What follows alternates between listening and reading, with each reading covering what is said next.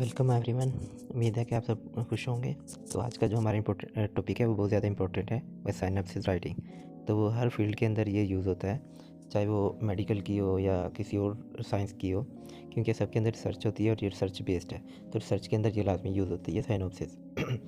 तो इसका दूसरा मीनिंग है वो है प्रोजेक्ट प्रपोजल। इसी को प्रोजेक्ट प्रपोजल कहते हैं। तो ठीक है, इसके अंदर हम टोटली डिस्कस करेंगे कि ये क्या होती है, क्यों होती है और कैसे होती है, इसका मेन पर्पज़ क्या है, इसे कैसे लिखते हैं। तो ठीक है, शुरू करते हैं। सबसे पहले इसका मीनिंग है प्रोजेक्ट प्रपोजल। यानी कि आपने कोई प्रोजेक्ट बनाना है या कोई आपके पास रिसर्च आइडिया आया है, तो आपने इसको एक्सप्लेन करना है। तो उसको एक्सप्लेन एक सिस्टमेटिक वे के अंदर उसको एक्सप्लेन करना पड़ता है, एक डॉक्यूमेंट बनाना पड़ता है। उसे कहते हैं प्रोजेक्ट प्रपोजल या उसी को सिनॉप्सिस कहते हैं। तो सबसे पहले हम इसका पर्पज़ देख लें। तो ये प्रोजेक्ट प्रपोजल हम बनाते क्यों हैं? तो ये इसलिए बनाते हैं कि जब हमने एक आइडिया, रिसर्च आइडिया परफॉर्म कर लिया, एक बना लिया एक रिसर्च आइडिया, तो उसके बाद हमारा मेन पर्पज़ क्या होता है कि अब वो रिसर्च करनी है। तो रिसर्च करने के लिए हम अकेले नहीं कर सकते, हमें किसी इंस्टीट्यूट के साथ करनी पड़ती है। तो वो इंस्टीट्यूट जो है वो कुछ भी हो सकती है, मतलब कि कोई ऑर्गेनाइजेशन हो सकती है, आपकी यूनिवर्सिटी हो सकती है या आपका कॉलेज भी हो सकता है, अगर कॉलेज में हो रही है तो आपने उसको एग्री करना है, आपने उनको सेटिस्फाई करना है कि वो आपके साथ रिसर्च करें, वो आपको फ़ंड करें इस रिसर्च के लिए। तो आपने इसको उनको मनाने के लिए, सिंपल वे में कहने के उनको मनाने के लिए ये लिखना पड़ता है आपको। तो आप ये उनको लिख के देते हैं, वो रीड करते हैं, फिर वो देखते हैं कि आपका जो आइडिया है वो उन पर उन्होंने फ़ंड देना है या नहीं देना। तो ये इसका पर्पज़ हो गया। फिर उसके बाद कंटेंट्स आते हैं कि इसको लिखना कैसे है। तो सबसे पहले इसको के अंदर जो हेडिंग बनाते हैं वो होती है एब्स्ट्रैक्ट। सबसे पहले टाइटल तो आता है, एक टाइटल सूटेबल आपने बनाना होता है। उसके बाद आप एब्स्ट्रैक्ट लिखते हैं उसका। तो एब्स्ट्रैक्ट जो है वो रिसर्च आर्टिकल के अंदर भी होता है, रिव्यू आर्टिकल के अंदर भी होता है, हर चीज़ में होता है एब्स्ट्रैक्ट जो है। और ये बहुत शॉर्ट सा होता है, तो इसके अंदर भी ये बिल्कुल शॉर्ट होता है। और उसके अंदर नीचे जो ये पॉइंट्स बने हुए हैं इसकी सब हेडिंग्स होती हैं, यानी कि एब्स्ट्रैक्ट के अंदर हमने ये चीज़ें कवर करनी होती हैं। तो सबसे पहले बैकग्राउंड, कि आप का जो रिसर्च है या आप जो रिसर्च करना चाह रहे हैं उसका बैकग्राउंड क्या है, उसके इसके पीछे की लॉजिक क्या है। ठीक है, इस पर पहले क्या काम हुआ है। अब एब्स्ट्रैक्ट आपने शॉर्ट लिखना होता है, इसलिए तो आपका बैकग्राउंड भी शॉर्ट होना चाहिए। तो ये ज़्यादा से ज़्यादा 1 to 2 लाइन्स का होता है, इससे ज़्यादा नहीं होता। आपका जो टोटल एब्स्ट्रैक्ट है वो 150 to 200 से ज़्यादा क्रॉस नहीं करना चाहिए। लेकिन ये जो चीज़ें हैं, ये फॉर्मेट है, ये आपका जर्नल या इंस्टीट्यूट है उसके अकॉर्डिंग होता है, उनका पूरा एक जर्नल होता है। ठीक है, उनका एक पूरा फॉर्मेट होता है, उसको आपने फॉलो करना होता है। लेकिन मोस्टली जो एब्स्ट्रैक्ट है ये 150 to 200 या ज़्यादा 300 वर्ड से ज़्यादा नहीं होता। तो एब्स्ट्रैक्ट लिखते इसलिए हैं ताकि जब आप अपना साइनॉप्सिस है ये कहीं पे सबमिट करवाते हैं तो सबसे पहले आपको एब्स्ट्रैक्ट पढ़ते हैं, तो उससे उनको पता लग जाए कि ये जो है हमारे पास ये आया है साइनॉप्सिस, ये हमारे काम का भी है या नहीं है। तो इसी को देख लेते हैं, अगर उनके काम का होता है तो वो फर्दर पढ़ते हैं, वरना नहीं पढ़ते। तो इसके अंदर सबसे पहले हमने बैकग्राउंड कवर कर लिया। ये आपने पास्ट टेंस के अंदर लिखना होता है या प्रेजेंट टेंस के अंदर, क्योंकि ये वो काम होता है जो हो चुका होता है, अभी करना नहीं है। बैकग्राउंड के अंदर वही काम होता है। उसके बाद एम्स एंड ऑब्जेक्टिव्स। अब 1 to 2 लाइन्स के अंदर आपने आपकी जो रिसर्च का मेन एम है सिर्फ वो लिखना होता है। उसके बाद मेथडोलॉजी, कि आपने किस मेथड के थ्रू इसको परफॉर्म करना है। ये 2 to 3 लाइन्स का हो जाता है क्योंकि ये लेंथी होता है, लेकिन इसको भी आपने बहुत शॉर्ट फॉर्म के अंदर लिखना होता है, बहुत बेसिक सा। तो उसके बाद अपने फ्यूचर एस्पेक्ट्स लिखने होते हैं या एक्सपेक्टेड कंक्लूजन लिखना होता है कि रिजल्ट नहीं होता क्योंकि आपने अभी परफॉर्म ही नहीं की, तो उसका रिजल्ट कैसे आएगा। तो फ्यूचर एस्पेक्ट्स होते हैं, ये भी 2 to 3 लाइन या 1 to 2 लाइन्स के अंदर लिखना होता है, वो शॉर्ट सा। तो ये सब चीज़ें मिलकर एक एब्स्ट्रैक्ट बनाती हैं। तो एक एब्स्ट्रैक्ट जो है वो सबसे इंपॉर्टेंट है क्योंकि सबसे पहला इंप्रेशन जो है वो एब्स्ट्रैक्ट का होता है। अगर आपका एब्स्ट्रैक्ट स्ट्रॉन्ग हो तो वो आपको ज़रूर अपने लिए एग्री कर लेते हैं कि ठीक है हम आपको फ़ंड करेंगे, आप रिसर्च करें। लेकिन अगर आपका एब्स्ट्रैक्ट वीक हो तो फिर वो आपको नहीं वैल्यू नहीं देते, आपकी इंपॉर्टेंस नहीं देते आपके। तो उसके बाद इंट्रोडक्शन आता है, सेकंड हेडिंग जो है। अब इंट्रोडक्शन सारा प्रेजेंट के अंदर होता है। ठीक है, एब्स्ट्रैक्ट के अंदर बैकग्राउंड प्रेजेंट में होगा, बाकी जो 3 है वो सब फ्यूचर में होंगे। तो उसके बाद इंट्रोडक्शन जो है ये सारा प्रेजेंट के अंदर आता है क्योंकि इसके अंदर भी आपने वो सब लिखना होता है जो काम हो चुका होता है, इसलिए सारा का सारा जो है ये भी प्रेजेंट टेंस के अंदर आता है। और ये 1 to 2 पेजेस का हो सकता है अकॉर्डिंग टू योर फॉर्मेट, जिसके अंदर आपने अप्लाई करना है उनका फॉर्मेट क्या है। लेकिन मोस्टली ये 1 to 2 पेजेस का ही होता है, इसके अंदर आपने डिटेल्ड बैकग्राउंड लिखना होता है, आप सिंपली ऐसा समझ लें। उसके बाद थर्ड नंबर पे आती है एम्स एंड ऑब्जेक्टिव्स, जो भी उसके आपके रिसर्च के एम्स एंड ऑब्जेक्टिव्स हैं।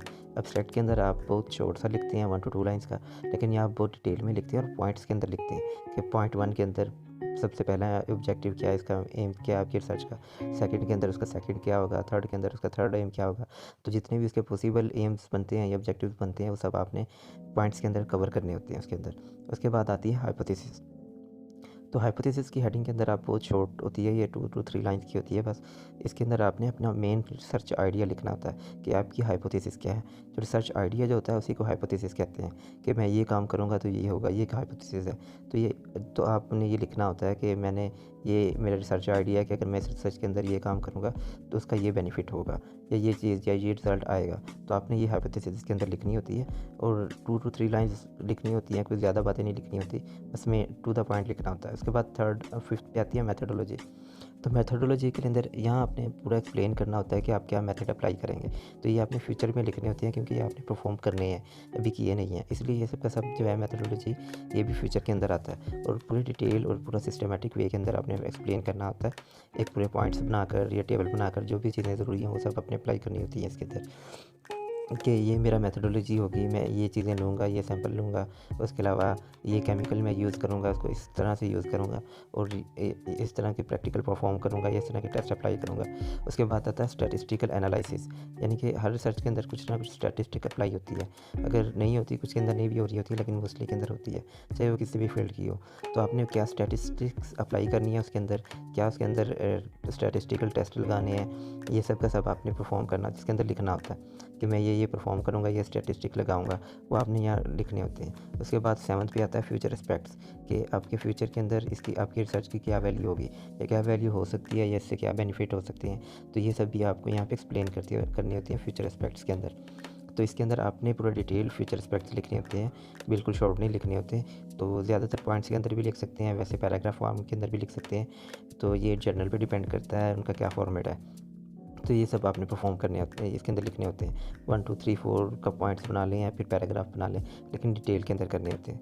उसके बाद रेफरेंसेस आते हैं। तो रेफरेंसेस भी बहुत इंपॉर्टेंट है, क्योंकि अब आपने ये जो है बैकग्राउंड, उसके बाद इंट्रोडक्शन, इसके अंदर ऐसा डाटा डाला होता है जो जिस पर काम हो चुका होता है और उसे किसी ने लिखा होता है, तो उनके रेफरेंसेस आपने ऐड करने होते हैं। ये एक अच्छा तरीका है एक आपकी साइनॉप्सिस को लिखने का। तो अगर आप साइनॉप्सिस लिखना चाहते हैं तो इस चीज़ को फॉलो करें। उसके बाद अब हम एक एग्जांपल देख लेते हैं ताकि आपको मज़ीद क्लियर हो। तो ये एक एग्जांपल है, इसके बारे में आपको पहले थोड़ा सा बता दूँ ताकि आपको ज़्यादा अच्छी समझ आए। तो एक रिसर्च की थी, इसका ये साइनॉप्सिस है। उसके अंदर कुछ फाइटोकेमिकल कंपाउंड्स थे, यानी कि कुछ कंपाउंड्स थे, उनको यूज़ किया था एक कैंसर ट्रीट करने के लिए। ऑर्गन डैमेज हो जाते हैं, एक निकल एक हैवी मेटल है उससे, तो उनको ट्रीट करने के लिए ये केमिकल्स जो है वो इनका प्रपोज़ दिया था कि ये यूज़ किए जा सकते हैं इनको ट्रीट करने के लिए। अब जो प्रेजेंट मेडिसिन भी एक यूज़ होती थी, उसका नाम नैल्गिन है, तो वो उसके काफ़ी सारे साइड इफ़ेक्ट्स थे, यानी कि वो एक्सपेंसिव भी थी, उसके अलावा भी इसके साइड इफ़ेक्ट्स थे, इसको ज़्यादा यूज़ नहीं किया जा सकता था।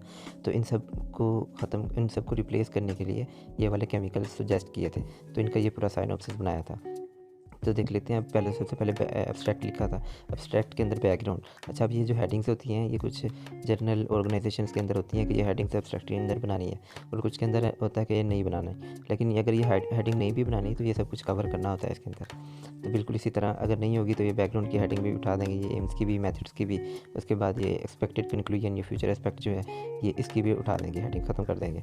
तो ठीक है, सबसे पहले उन्होंने बैकग्राउंड लिखा है, तो इसके अंदर ये एक्सप्लेन किया है कि इसका बैकग्राउंड क्या है आपकी रिसर्च का। तो इसने इसके अंदर लिखा है कि ये चीज़ें जो हैं ये एक हैवी मेटल है, ये ट्यूमर को यानी कि कैंसर को इंड्यूस करवाता है। उसके बाद एम्स क्या है, आपकी स्टडी के एम्स क्या है, तो उसने बताया कि मेरे ये केमिकल्स हैं, ये इसको ट्रीट कर सकते हैं। उसके बाद मेथड्स क्या है कि आप क्या मेथड अप्लाई करेंगे। तो अब एम्स भी उसने सब के सब फ्यूचर के अंदर लिखे हैं, अब मेथड भी उसने फ्यूचर के अंदर लिखा है। तो उसके अंदर उसने बताया कि हम इतने रैट्स लेंगे, इतना वेट होगा उनका, उनको इतनी देर के लिए रखेंगे और उनके साथ ये काम परफॉर्म करेंगे। तो ये इस रिज़ल्ट को एक्सपेक्ट करते हुए हम ये सब परफॉर्म करेंगे। उसके बाद एक्सपेक्टेड कंक्लूजन, ये फ्यूचर एस्पेक्ट्स इस स्टडी से आपको मिलेगा क्या, वो भी उसने एक 2 लाइन्स के अंदर लिख दी है। उसके बाद सेकंड हेडिंग है इंट्रोडक्शन। तो इंट्रोडक्शन के अंदर अब उसने देखें यहाँ डिटेल के अंदर पूरा बैकग्राउंड लिखा हुआ है, एक 5-6 पैराग्राफ के अंदर ये लिखा हुआ है। तो इसके अंदर ये डिटेल के अंदर लिखा हुआ उन्होंने कि इसके अंदर क्या क्या परफॉर्म करना था या क्या क्या हो चुका है इस पे काम, तो पहले क्या होता था, ये सब आपने यहाँ पर लिखना है। उसके बाद एम्स एंड ऑब्जेक्टिव्स, यहाँ आपने अपने एम्स एंड ऑब्जेक्टिव्स जो हैं वो पॉइंट्स के अंदर लिखने हैं। तो इसने जैसे ये पॉइंट के अंदर लिखे हुए हैं और पूरे एक डिटेल के अंदर भी लिखे हुए हैं, तो इसके 3 ही बनते थे शायद, तो इसलिए इसने 3 लिखे हैं। तो उसने ये लिखा है कि इस वजह से ये कैंसर हो रहा था, तो ये वाली जो मेरे केमिकल्स हैं इनको ट्रीट करेंगे। उसके बाद ये सब कुछ उसने परफॉर्म करके लिखा हुआ है कि ये फ़ायदे होंगे मेरे रिसर्च के। उसके बाद हाइपोथेसिस अब देख लें कि उन्होंने 3 लाइन के अंदर अपना पूरा हाइपोथेसिस लिखा है। अपना जो भी उनका रिसर्च आइडिया है वो उसने लिखा है कि ये देखें 90% के मेरे ये जो केमिकल्स हैं ये इन्फ्लेमेशन और कैंसर को जो है वो 90% बेटर ट्रीट करेंगे जो अब ड्रग यूज़ हो रही है उसकी निस्बत। तो ये उनका हाइपोथेसिस था, ये उसने लिखा है। उसके बाद मटेरियल एंड मेथड्स, इनको अपने अब यहाँ पे पूरी डिटेल के अंदर एक सिस्टमेटिक वे के अंदर लिखना है और फ्यूचर टेंस के अंदर लिखना है। तो उसने बताया है सबसे पहले कि प्लांट एक्सट्रैक्ट हैं, उनको हम कहाँ से लेंगे, उसके बाद हमारा एक्सपेरिमेंटल डिज़ाइन क्या होगा, हम उसके अंदर क्या क्या यूज़ करेंगे। उसके बाद ब्लड एंड सीरम यूज़ होना था, तो वो हम कहाँ से कलेक्ट करेंगे। उसके बाद उसके अंदर कौन से केमिकल टेस्ट यूज़ होंगे, तो वो सब उसने डिटेल के अंदर बताया। उसके बाद है स्टैटिस्टिकल एनालिसिस, तो उन्होंने ये पूरा एक स्टैटिस्टिक एनालिसिस शो किया हुआ है कि ये वाला स्टैट जो है वो अप्लाई किया जाएगा। सबसे हम ये इतने ग्रुप्स बनाएंगे, ये ग्रुप बनाए हुए हैं। उसके बाद ट्रीटमेंट्स क्या हैं, पहले ग्रुप के साथ क्या ट्रीटमेंट होगी, बी के साथ क्या होगी, सी के साथ क्या होगी। तो ये सारे उन्होंने स्टैटिस्टिकल वे के अंदर लिखा हुआ है टोटल का टोटल। उसके बाद ये फ्यूचर एस्पेक्ट्स हैं। अब यहाँ पर उसने फ्यूचर एस्पेक्ट्स जो हैं वो पूरे डिटेल के अंदर लिखे हुए हैं कि इसके क्या फ्यूचर के अंदर इसके बेनिफिट आएंगे। ना ज़्यादा इसे डिटेल में लिखा है, ना ही बहुत कम लिखा है, यानी कि जितने भी इसके लॉजिकल एस्पेक्ट्स बनते हैं वो उसने सब यहाँ पर लिखे हुए हैं। उसके बाद फाइनल जो हेडिंग है वो रेफरेंसेस की है। यहाँ रेफरेंसेस ऐड नहीं है, लेकिन इस तरह ये रेफरेंसेस ऐड करने हैं। 1 पे ये रेफरेंस है, 2 पे ये है, 3 पे ये है, 4 पे ये है, और यही नंबरिंग जो है आपने जो लाइन वहाँ से कॉपी की है उसके ऊपर भी होनी चाहिए। तो इस तरह ये सारा का सारा एक साइनॉप्सिस रेडी होता है और ये बहुत ज़रूरी है किसी भी रिसर्च को वर्क करने के लिए। So thank you for listening.